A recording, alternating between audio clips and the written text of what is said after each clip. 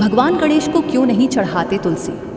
धर्म ग्रंथों के अनुसार भगवान गणेश को भगवान श्री कृष्ण का अवतार बताया गया है और भगवान श्री कृष्ण स्वयं भगवान विष्णु के अवतार है।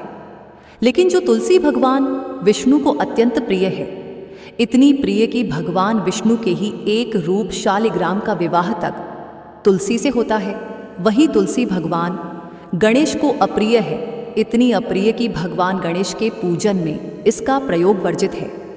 पर ऐसा क्यों है, इसके संबंध में एक पौराणिक कथा है। एक बार श्री गणेश गंगा किनारे तप कर रहे थे।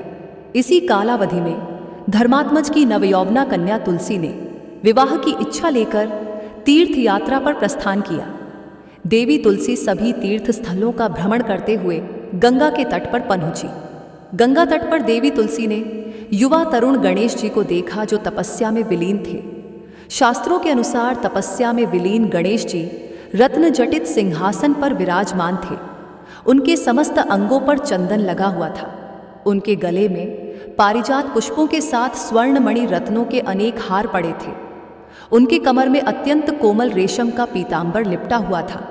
तुलसी श्री गणेश के रूप पर मोहित हो गई और उनके मन में गणेश से विवाह करने की इच्छा जागृत हुई। तुलसी ने विवाह की इच्छा से उनका ध्यान भंग किया। तब भगवान श्री गणेश ने तुलसी द्वारा तप भंग करने को अशुभ बताया और तुलसी की मंशा जानकर स्वयं को ब्रह्मचारी बताकर उसके विवाह प्रस्ताव को नकार दिया। श्री गणेश द्वारा अपने विवाह प्रस्ताव को अस्वीकार कर देने से देवी तुलसी बहुत दुखी हुई और आवेश में आकर उन्होंने श्री गणेश के 2 विवाह होने का शाप दे दिया। इस पर श्री गणेश ने भी तुलसी को शाप दे दिया कि तुम्हारा विवाह एक असुर से होगा।